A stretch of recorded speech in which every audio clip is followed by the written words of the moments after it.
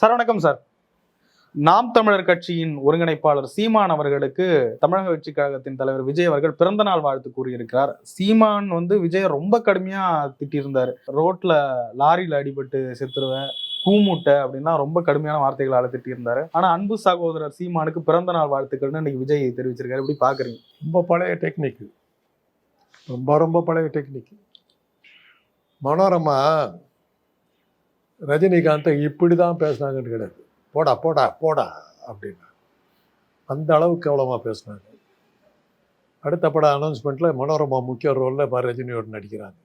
ரஜினி ரசிகர்களாக இன்னைக்கு எங்கள் ஆள் பாரியா, எவ்வளோ பெரிய மனுஷன் பாரியானார். இது சினிமா டெக்னிக்கு. சீமான் கொஞ்சம் ஏமாந்துட்டார். இந்த டெக்னிக் எப்போல்லாம் வரும்னா, ஒரு கதை ஒன்று சொல்கிறேன் கேளுங்க. தீவார்னு ஒரு படம், ஹிந்தி படம். அதில் அமிதாப் பச்சன் ஹீரோ, அவருடைய சகோதரர் சசி கபூர், அதான் தமிழில் தீங்கிற பேரில் எடுத்தார். சசி கபூர் நடிக்கிறார். அமிதாப் பச்சன் அந்த படத்தில் பிச்சு உதறி இருப்பார். ஸ்டண்ட்டு காட்சியும் சரி, கடைசி சாவர சீனும் சரி, அப்படி ஒரு இது. அந்த வருஷத்து ஃபிலிம்ஃபேர் அவார்டு அவருக்கு தான் அப்படிங்கிறது எல்லாரும் உறுதியாக சொல்லிட்டாங்க. அதுக்கு முன்னாடி அமிதாப் பச்சன் வாங்கிட்டார் 2 தடவை. 3வது தடவை வாங்கினாக்க நான் 3வது ஃபிலிம்ஃபேர் அவார்டு அவருக்கு கிடைத்ததுன்னு தான் போடுவாங்க. பார்த்தாரு, பெரிய ஒன்று ஸ்டண்ட் அடிப்போம் அப்படின்னு சொல்லிட்டு ஃபிலிம்ஃபேரை கூப்பிட்டு பெஸ்ட் ஆக்டர் அவார்டு எனக்கு கொடுக்காம பேரலல் ரோலில் நடித்த சசி கபூருக்குன்னு சொல்லி அனௌன்ஸ் பண்ணுங்க. தீவார் படத்தில் பேரலல் ரோலில் நடித்த சசி கபூர் பெஸ்ட் ஆக்டர்னு அவார்டு போட்டாங்க. கண்டன குரல் இப்படி தான் இல்லை, என்ன அமிதாப் பச்சன் அப்படி நடிச்சிருக்காரு, எப்படி கொடுக்கலாம், என்ன பண்ணலாம் அப்படின்னு. இப்போ சசி கபூர் இப்படி தான் கேவலப்படுத்தினாங்க. அப்படி கேவலப்படுத்தி இதெல்லாம் வந்தது. அந்த அவார்டு கொடுக்குறாங்க. லண்டனில் இருந்து ஸ்பெஷல் ஃப்ளைட் பிடிச்சி அமிதாப் பச்சன் அந்த அவார்டை தானே சசி கபூர் கொடுத்தாரு. அமிதாப் எவ்வளோ பெரிய மனுஷன் பாரியா, தனக்கு வர வேண்டிய அவார்டை சசி கபூர் கொடுத்தா கூட பெரிய மனுஷன் பண்ணி லண்டன்ல இருந்து இதுக்காக கொடுத்தாரு. அவார்டு கிடைச்சதை போல 10 பங்கு விளம்பரம் அவருக்கு கிடைச்சது. அந்த ஸ்டண்ட் இப்போ விஜய் அடிச்சிருக்காரு. ஆக அவருக்கு நல்ல பேக்ரவுண்ட், நல்லா இருக்கு. அரசியல் நாகரிகம் இதெல்லாம் சினிமாக்காரர்களுக்கு இது சொல்லிக் கொடுக்கு. இது சீமான் கோட்டை விட்டார். சீமான் கோட்டை விட்டார். அதே மனோரமா அதுக்கப்புறம் ஒன்றுமே பண்ண முடியலையே. ரஜினிக்கு பெரிய இது கிடைச்சி அதே டெக்னிக்கை பயன்படுத்தி இப்போ விஜய் பண்ணியிருக்காரு. இது எல்லா இடத்துலையும் பார்க்கலாம். இதெல்லாம் விஜய்க்கு ஒரு நல்ல எண்ணம் அப்படின்றத நீங்க ஒத்துக்க மாட்டீங்களா? நான் விஜய் கெட்டவன் என்னைக்குமே சொல்லலையே. விளம்பரத்தை எப்படி எல்லாம் பயன்படுத்துறாருன்னு சொல்றேன், அவ்வளவுதான். அவருடைய புத்திசாலித்தனத்தை நான் பாராட்டுறேன், அவ்வளவுதான் சொல்றேன். பாவம் சீமான் கோட்டை விட்டாரு. இந்த மாதிரி தேவையில்லாம பேசி இதை கெடுத்துக்கிட்டாரு, அவ்வளவுதான். அதையும் கேஷ் ஆக்கிட்டாரு விஜய். அந்த வகையில் அவருடைய சாமர்த்தியத்தை நம்ம பாராட்டலாம். இதையும் கெட்ட என்னன்னு சொல்றீங்க? விளம்பர யுகத்தில் விளம்பரத்தை எப்படி பண்ணுறதுங்கிறது அவர் தெரிஞ்சு வச்சிருக்கிறார். பல்வேறு வகையான விளம்பர யுத்திகள் இருக்குதுங்க. நான் அதுக்கு தான் சொன்னேன், அந்த தீவார் கதை. அதெல்லாம் அந்த காலத்துலேயும் இதெல்லாம் நடந்துருச்சு, பழைய விஷயம். சீமான் ரொம்ப ஏமாந்துட்டாரோ, விஜய் நம்பி ரொம்ப பாதிக்கப்பட்டுட்டாரோ? பல ஒற்றுமைகள் 2 பேத்துக்குமே இருக்குதுங்க. அதில் தான் அவர் பயப்படுறாரு. அவர் அதாவது தான் கூட இருக்கிறவங்களாம் சினிமா, பல பேர் அவர் கூட வந்ததுக்கு என்ன காரணம், ஒரு சினிமா டைரக்டர் ஒரு போர்வையை அவர் வச்சுருந்தார் சீமான். என்னைக்கா ஒரு நாள் ஒரு படம் எடுத்தாருன்னா நமக்கு சான்ஸ் கிடைக்கும்னு நினச்சி ஒரு கூட்டம் இருந்தது ஒரு பின்னாடி. அவர் படமே எடுக்க போகிறதுன்னு தெரிஞ்சதுக்கப்புறம் தான் கொஞ்சம் நொந்து போனாங்க, சில பேர்லாம் ஓடி போயிட்டாங்க. இந்த சினிமாவில் நல்ல செல்வாக்காக இருக்கிற ஒரு நடிகரை கட்சி ஆரம்பிக்கிறாருன்னு போது அவர்கிட்ட போனால் இந்த சினிமாவில் கனவுல இவர் பின்னாடி வந்தவங்களாம் அவர்கிட்ட போகிறதுக்கு வாய்ப்பு இருக்குது. சீமான் கிட்ட இருக்கவங்கள நிறைய பேருக்கு அந்த சினிமா ஆசை இருக்குது. என்னைக்கா ஒரு நாள் படம் எடுக்குமோ அல்லது இவர் மூலமாக அறிமுகம் கிடைக்குங்கிற நம்பிக்கையில் இருக்கவங்க தான் நிறைய பேர். அவங்கெல்லாம் அவரை விட்டு போகிறதுக்கான வாய்ப்புகள் நிறையா இருக்குது. அதனால தான் அவர் பயப்படுறாரு. அந்த கூட்டமெல்லாம் போச்சுன்னா நம்ம என்ன பண்ணுறதுங்கிற பயம் வரும். நியாயமான பயம் கூட. சினிமா கவர்ச்சியில் மயங்கி வர்றவங்க தாங்க விஜய்கிட்டே வர போகிறாங்க, இவர்கிட்டே வர போகிறாங்க. அந்த சினிமா கவர்ச்சி வர்றவங்க என்னன்னாக்கா என்னைக்கா ஒரு நாள் தன்னை சினிமாவில் காட்ட போகிறாங்கங்கிற நம்பிக்கையில் வந்தவங்க தான் நிறைய பேர். இன்றைக்கி அந்த கல்லூரி மாணவர்கள் நிறைய பேர் இந்த இவர் விஜய் கூட்டத்துக்கு ஏன் போனாங்கன்னாக்கா ரசிப்புத்தன்மை மாத்திரம் இல்லை, என்றைக்கா ஒரு சான்ஸ் கிடைச்சாக்கா ஒரு நமக்கு ஒரு படத்தில் நாப்பலாம் ஒரு மாதிரி ஹீரோ ஆகலாங்கிற எண்ணத்தில் வந்தவங்க தான். அவங்கெல்லாம் விஜய் இன்றைக்கும் சினிமாவில் பாப்புலராக இருக்கா, ஒரு கை கட்டி விட்டாக்க சான்ஸ் கிடைக்குங்கிற நம்பிக்கையில் வரவங்களாம் இருப்பாங்க. அது மாதிரி சீமான் தாங்கிட்டே இருக்கவங்க பல பேர் ஓடி போயிட்டாங்க, என்ன பயப்படுறாங்க. அப்படி பயந்தாருன்னா நியாயமான பயம். கொள்கை அடிப்படையில் பார்த்தீங்கன்னா ஒன்றுமே இல்லைங்களே. சீமானாவது ஒரு கொள்கையை வச்சிருக்கிறாரு. ம். தமிழங்கிற சர்டிஃபிகேட் வேணும்னாக்கா சீமான் வந்து தமிழன் சொன்னாதான் நீங்களும் நானும் தமிழனா இருக்க முடியும். அது தெரியுமில்ல. ம். காந்தராஜ் ஒரு தெலுங்கம்பாரு. அவருக்கு என்னவோ தெலுங்குற கண்டா அப்படி ஒரு கோபம். இதுக்கு கட்டின பொண்டாட்டி தெலுங்கு தான். அவர் வீட்டில் பொண்டாட்டி வச்சுக்கிட்டு நம்ம தெலுங்குன்னு பேசிக்கிட்டு அவர் இந்த தெலுங்கு பாலிடிக்ஸ் கொண்டு வந்தது அவர் தான் இது பண்ணார். இந்த அந்த அந்த அதை வந்து அவங்க எடுத்துட்டாங்க. திமுக எதிர்ப்பு அவங்க கையில் எடுத்துட்டாங்க. அதனால் இதெல்லாம் வந்து இவருக்கு எதை சொல்லி போகிறதுங்கிறது அவருக்கு தெரியாமல் போயிடுச்சு. ரஜினி வந்திருந்தாக்கா கூட இன்னும் கொஞ்சம் பயங்கரமாக இருந்திருக்கும். ரஜினி வராமல் போனதால இவருக்கு கொஞ்சம் இது இருந்தது. இல்லை இன்னொன்று என்னன்னாக்கா விஜய் வந்து பச்சை தமிழனா இருக்கிறார். அப்பாவும் தமிழ், அம்மாவும் தமிழ், சுத்தமான தமிழன், தாய்மொழி தமிழ், தந்தை மொழி தமிழ், எல்லாமே தமிழ். இவருக்கு அந்த தகராறு அடிக்குது. அப்பா மலையாளம், அம்மா தான் தமிழ், மனைவி தெலுங்கு. தமிழங்கிறதுக்கே இவருக்கு சர்டிஃபிகேட் பண்ணுறதுக்கு 1000 கோளாறு வந்துருக்குது. இதெல்லாம் வந்துச்சுன்னா என்ன பண்ணுவோங்கிற பயம் அவருக்கு இருக்குது. நியாயமான பயம். இப்போ விஜய் சீமானுடன் கூட்டணி அமைக்கிறதுக்கு எதுவும் வாய்ப்பு இருக்கா? இன்னைக்கு வாழ்த்து தெரிவிப்பதனால அந்த ஒரு கணக்கு விஜய் சீமானை எப்படியாவது நம்ம பக்கத்துல வச்சுக்கலாம், ஏதாவது ஒரு வகையில தேவைப்படுவார் அப்படின்ற ஒரு கணக்கு விஜய்க்கு இருக்க வாய்ப்பு இருக்கா? அப்படியே இவர் முயற்சிப்பார். சீமான் கொஞ்சம் கொஞ்சமா இந்த வாழ்த்து சொன்னதை வச்சுக்கிட்டு அவருக்கு போய் நன்றி தெரிவித்தேன்னு சொல்லி ஒரு கூட்டம் போட்டு எப்படியா ஒட்டிக்கிறதுக்கு பார்க்கலாம். நன்றி தெரிவிக்கிறது கூட்டம் அப்படி போய் ஒட்டிக்கிறதுக்கு பார்க்கலாம். எப்பங்க வந்து இப்போ ஒரு ஆளை வந்து ஒரு இடத்துல வந்து வேலையில் சேர்த்துறோன்னா அவனுக்கு ஏதாவது திறமைகள் இருக்கு. சும்மா ஒருத்தர் வந்து அவனால் நமக்கு லாபம் இருக்கும், இல்லாட்டி போனால் யாரும் சேர்த்த மாட்டாங்க. இவர் வந்து ஒரு எம்எல்ஏக்கள் 10 எம்எல்ஏக்கள் வச்சிருக்கிறாரு, ஒரு பெரிய கட்சியாக வளர்ந்துருக்கிறாரு, பல போராட்டங்கள் நடத்தியிருக்கிறாரு, அரசியல் உலகத்தையும் கலக்கிக்கிட்டு இருக்காரு. அப்படிங்கிற மாதிரிலாம் இருந்தாக்கா வர்றாருனாக்கா இன்னொரு கட்சிக்காரரை ஏற்றுக்குவாங்க. Proved failure. மீடியாக்களை தவிர அவர்கிட்ட யார் இருக்கிறா? ஒரு இடத்துல கூட ஜெயிக்கலை, ஒரு இடத்துல கூட டெபாசிட் வாங்கலை. ஜெயிக்கிறேங்கிறது வேற விஷயம். யாரையோ பிடிச்சி தேர்தல் ஆணைய அங்கீகாரம் வாங்கினது தவிர அவருடைய வெற்றிக்கு என்ன இருக்குது? உங்கள் மாதிரி மீடியாக்களை அவருக்கு கொடுத்த விளம்பரத்தை தவிர அவர்கிட்ட என்ன இருக்குது? எந்த ஒரு போராட்டத்தை அவர் நடத்தியிருக்கிறாரு? எந்த ஒரு போராட்டத்தில் தமிழுக்கு அரசியலை திருப்பி போட்டிருக்காரு? என்ன அவர் பண்ணியிருக்கிறாரு? ஆனால் மீடியாக்களுடைய காதலன். நீங்கள்லாம் விட்டு போனான்னு அவரை பிடிச்சி தூக்கி விட்டுக்கிட்டு இருந்தீங்க. இப்போ உங்களுக்கு விஜய் வந்தோடனே டக்குன்னு கை விட்டீங்க, அவர்கிட்ட போயிட்டீங்க. அதுதான் அவருக்கு ஒரு பயம். மீடியாக்கள்லாம் பூரா அங்கே போயிட்டா நம்ம கதி என்ன ஆகுங்கிற பயம். அதெல்லாம் வேற சேர்ந்துருக்குது. நீங்கள் சொல்கிற மாதிரி கூட்டணி சேர்த்தணுன்னாக்கா ஏதாவது அவருக்கு பின்னணியில் ஆளுங்க இருந்தால் தான் அவங்க சேர்த்த பார்ப்பாங்க, லாபம் வரும். இப்போ பாட்டாளி மக்கள் கட்சிக்கு ஏன் ஒரு டிமாண்ட் வருது? ஸோ தெரிஞ்சோ தெரியாமலே ஒரு வன்னியர்களுடைய வாக்குகள்னு ஒரு பெரும்பாலான வாக்குகள் அவங்க வச்சிருக்கிறதா ஒரு கணக்கு காட்டுறாங்க, ஒரு பிரமையை உண்டாக்குறாங்க. அதனால தான் வந்து பாட்டாளி மக்கள் கட்சியை எதிர்த்துக்கிட்டோம்னா ஆதரித்து வர்ற வாக்கு இருந்தோ இல்லை, எதிர்த்து வர்ற வாக்குகள் அதிகமாக போய்டும், வன்னியர்களுடைய எதிர்ப்பு வாக்குகள் அதிகமாக போய்டுங்கிற ஒரு பயம் இருக்குது. ஆதரித்து வர்ற வாக்குகள் வருதோ இல்லையோ எதிர்ப்பு வாக்குகள் வர்றதுக்கு அதிகமாக இருக்குன்ற பயத்தினால தான் பாட்டாளி மக்கள் கட்சி வரும்போது ஒரு பேரத்தம் பேசுறதுக்கு வர்றாங்க. இல்லாட்டி போல இன்னைக்கு தேமுதிக ஏன் உழுந்து போச்சு?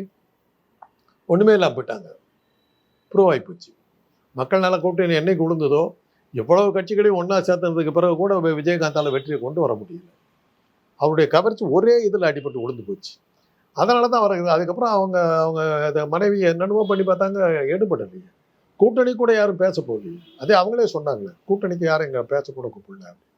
கடைசி நிமிஷத்தில் யாரோ கருணை காட்டி சேர்த்துறாங்க. அப்படி தான் அவங்க வர்றாங்க. இன்றைக்கி அவங்க வந்து ஏறத்தாழ இல்லாமல் போயிட்ட மாதிரி ஆகிப்போச்சு. அதெல்லாம் விட்டுருங்க, அதெல்லாம் வேறு. அதனால் இவரால் லாபம் இருக்குது, இவரால் சில மாற்றங்கள் வரும் அப்படின்னு தெரிஞ்சால் தான் எந்த கட்சியுமே ஏற்றுக்குவாங்க. இதெல்லாம் அவருக்கு தெரியும். மீடியாக்களும் சேர்ந்து இப்போ விஜய் வந்துட்டதுக்கு பிறகு மீடியாக்களுடைய கவனம் பூரா அந்த பக்கம் திரும்பிட்டதை பார்க்கும்போது அவருக்கு ஒரு ஷாக் இருக்கு.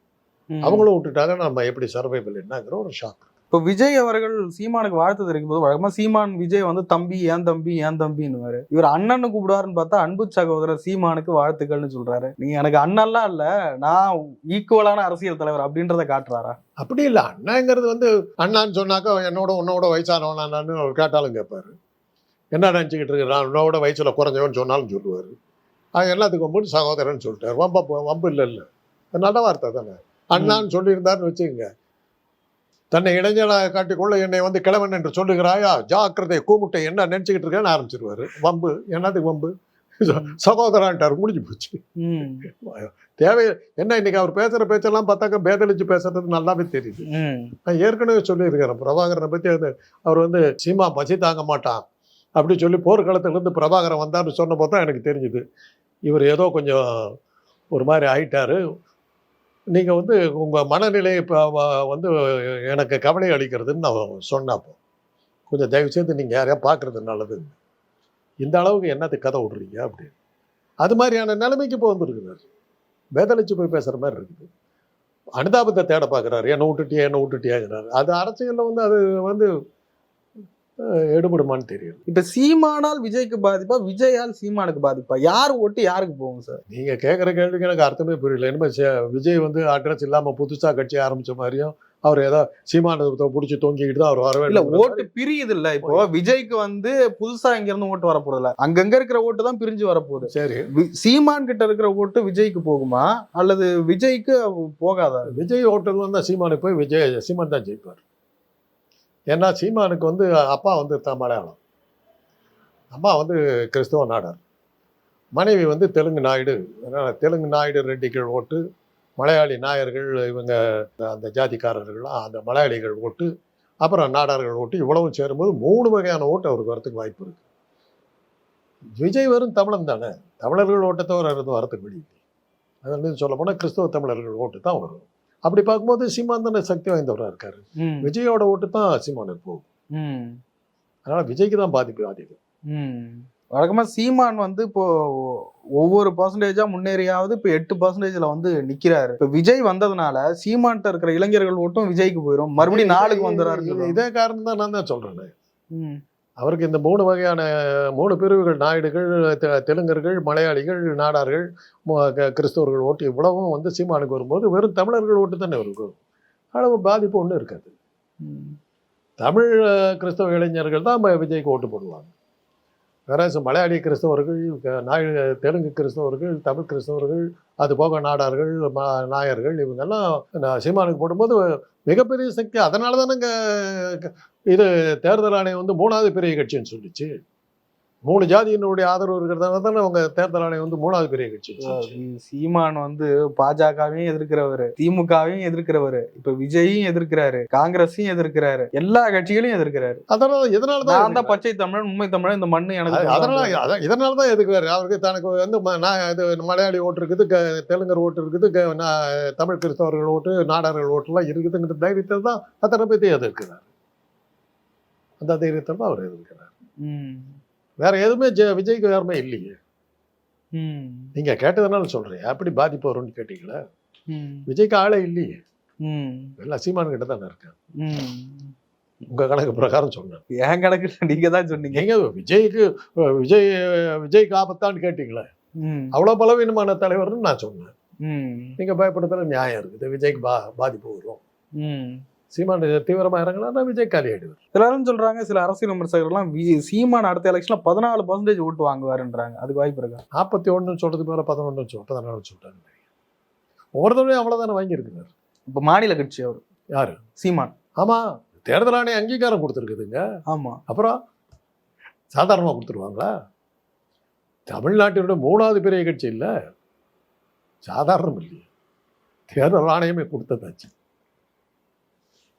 தேர்தல் ஆணையம் சொன்னால் அதுதானே உண்மையாக இருக்கும். ஏன்னா இந்தியாவை பொறுத்தவரைக்கும் தேர்தல் எப்படிங்கிறது தெரியும். கருத்து கணிப்பெல்லாம் மக்கள் யாருக்கு ஓட்டு போடுவாங்க கருத்து கணிப்பு சொல்கிறோம். தேர்தல் ஆணையத்துடைய முடிவு தானே கடைசியில் வருது. மக்கள் கருத்து கணிப்பாக வருது. அவ்வளோதான். திருமாவளவன் அவர்கள் மீண்டும் ஒரு அறிக்கை கொடுத்திருக்காரு. நான் விஜய் பங்கேற்கிற நிகழ்ச்சியில நான் பங்கேற்கிறதுனால இதை வச்சு விமர்சிப்பீங்களா? கூட்டணி கட்சிக்குள்ள கொம்பு சீவர வேலையை பாக்குறாங்க சில பேர் அப்படின்னு ரொம்ப கடுமையா விமர்சிக்கிறார். எப்படி பாக்குறீங்க? விஜய் கட்சியில் சேர்த்தணும்னு நீங்களாம் முயற்சி பண்றீங்க. ஒரு நிகழ்ச்சியில் கலந்துக்கு ஒரு கல்யாண வீட்டை போய் நின்னா கூட கல்யாண வீட்டை சந்தித்தார்களை பரபரப்பு செய்தி அப்படின்னு போட்டு இது பண்றது தான் உங்க வேலையா இருக்குது. அதுக்கு என்ன பண்ண முடியும்? நீங்களும் பாக்குறீங்க அந்த கட்சியை வளர்த்து. திருமாவளவன் தானே மாத்தி மாத்தி பேசுறாரு. திருமாவளவன் அவர் என்னைக்கு மாறி பேசினாரு? விஜய் கூட ஒரு புத்தக வெளியீட்டு விழாவில் வந்து புத்தகம் எழுதினவர், அவங்க 2 பேத்துக்கு ஃப்ரெண்டு, 2 பேத்துக்கு காமனா இருக்கிறா அந்த புத்தகத்தை வெளியிடுறாங்க. அதுல என்ன தப்பு இருக்குது? இல்ல, இவர் தான் ஆட்சியில் பங்கு அதிகாரத்தில் பங்குன்னு கேட்டாரு. ஆட்சியில் பங்கு அதிகாரத்தில் பங்குன்னு கேட்டாரு. அதை விஜய் சொன்னாரு, அதை நாடகம்ன்றாரு. அப்போ திருமாவளவன் மேல சந்தேகம் வரும்ல. வந்துருச்சுன்னா நான் சொல்லிடுறேன், எம்ஜிஆர் டிவி வந்து சந்தேகப்படுத்துவங்க மேலன்னு சொல்லிடுறேன், அவங்களுக்கு விளக்கம் கொடுங்கன்னு சொல்றேன். ரொம்ப பயப்படுறாங்க, நீங்க கட்சி மாறுவீங்கன்னு பயப்படுறாங்க, ஆசைப்படுறாங்க, அவங்களுக்கு சொல்லுங்கன்னு சொல்றேன். அரசியல்ல ஒண்ணு வச்சுங்க, நான் இங்க திருப்பி திருப்பி சொல்றேன், 1+1 0 ஆகும். புரியுதா? 1+1 2 ஆகணுங்கிற அவசியமே கிடையாது. யார் யார் கூட கூட்டணி வைக்கிறாங்கிறத பொறுத்து தான் வெற்றியை அமையும். இந்திரா காங்கிரஸும் கலைஞரும் வந்து 77 கூட்டு சேர்ந்தாங்க, பொருந்தா கூட்டணி. 2 பேரும் கணக்கு போட்டாங்க, அரித்மெட்டிக் போட்டாங்க, 1+1 2 அப்படின்லாம் கணக்கெல்லாம் போட்டாங்க. என்ன நடந்தது? தேர்தலில் எம்ஜிஆர் தான் ஜெயிச்சார். பொருந்தா கூட்டணி, மக்கள் ஏற்றுக்கல, அவ்வளோதான். 1+1 2. காங்கிரஸுக்கு இத்தனை % ஓட்டு, திமுக இத்தனை %, ரெண்டையும் சேர்த்தனாக்க இவ்வளோ %. எம்ஜிஆர் காலினாங்க, எம்ஜிஆர் தான் வந்தார், இவங்க 2 பேர் தான் கல்யாணம். ஆனால் அரசியல் வந்து இந்த கணக்கெல்லாம் அப்பாற்பட்டது. யாரோட கூட்டணி வைக்கிறீங்கிறத வச்சு தான் அந்த தொண்டர்கள் உங்களுக்கு ஓட்டு போடுவாங்க. இப்போ விஜயோட யார் தான் கூட்டணிக்கு வருவாங்கன்னு நினைக்கிறேன். எனக்கு தெரியாது, அவங்களுக்கு பின்னணியில தான் யார் நீங்கெல்லாம் அத்தனை ஊடகங்களும் இருக்குது, நீங்க கொடுக்கறதுக்கு மேலே நான் எப்படியா கொடுக்க போறேன்? நான் ஒரு அல்பாத்மா, எனக்கு என்னங்க அட்ரஸ் இல்லாத ஆசாமி, நான் வந்து அதை பற்றி சொல்றேன். அவர் கூட எல்லாரும் சேருவார். ஒரு செய்தி ஒன்று பார்த்தேன், அவர் வந்து கூட்டத்தை வந்து ஸ்பேஸ் ஷிப் இருக்குது இல்லையா, விண்வெளி ஆராய்ச்சி நிலையம், அவங்க வந்து பார்த்துக்கிட்டு இருக்கும்போது ஒரு இடத்துல திடீர்னு பெரிய கூட்டம், மக்கள் கூட்டம் இருக்கிற மாதிரி அவங்க பிக்சரைஸ் பண்ணியிருக்காங்க. எங்கடான்னு பார்த்தாக்கா விக்கிரவாண்டின்னு தெரிஞ்சிருக்கு. விக்கிரவாண்டி எங்க இருக்குன்னு பார்த்தா தமிழ்நாட்டில் இருக்குது. பார்த்தா விஜய் கூட்டம். உடனே அதை பிக்சரைஸ் பண்ணி நாசாவுக்கு அமைச்சிருக்காங்க. நாசா வந்து அதை வந்து பைடனுக்கு விஷயம் தெரிஞ்சு அதை வாங்கி பார்த்துட்டு இவ்வளோ பெரிய கூட்டமானு இருக்காரு ஒரு செய்தி போட்டாங்க. இப்படியெல்லாம் வந்து வர்ற அளவுக்கு விஜயனுடைய கூட்டத்தை வந்து நம்ம பார்த்துருக்கோம். அப்படிப்பட்டவர் வந்து பெரிய பெரிய அளவில் வருவார். ஏன்னா விஜயகாந்த் மாநாட்டுக்கு அடுத்தது இதுதான் பெரிய மாநாடுன்னு சொல்லியிருக்காங்க. சன் நியூஸே 8 லட்சம் பேர் வந்ததா போட்டிருக்காங்க. ஏன் அப்படி விஜயகாந்த்னு குறைச்சி போட்டாங்க? உலகத்திலே இதுக்கு இணையான கூட்டம் இது ஒன்றும் வந்தது இல்லைங்க, சொல்றதுன்னு ஆயிடுச்சு. அப்படி போயிட்டு எடுக்க வேண்டியது. அது என்னது விஜயகாந்தோட கம்பேர் பண்ணுறேன். ஒரு விளம்பரமே இல்லாமல் மகளிர் மாநாடுன்னு இவர் திருமாவளவன் நிறுத்தினார் கூட்டம். எப்படி நின்றுச்சு தெரியுமில்ல? பஸ்ஸு உள்ள, இப்போ ரயில் விடல, ஏரோப்ளைன் விடல. எடுத்து பாருங்க, ட்ரோனில் காட்டுறீங்க ஷாட்டை, ஒரு க்ளோஸ்அப் ஷாட்டு காட்ட வேணாம்?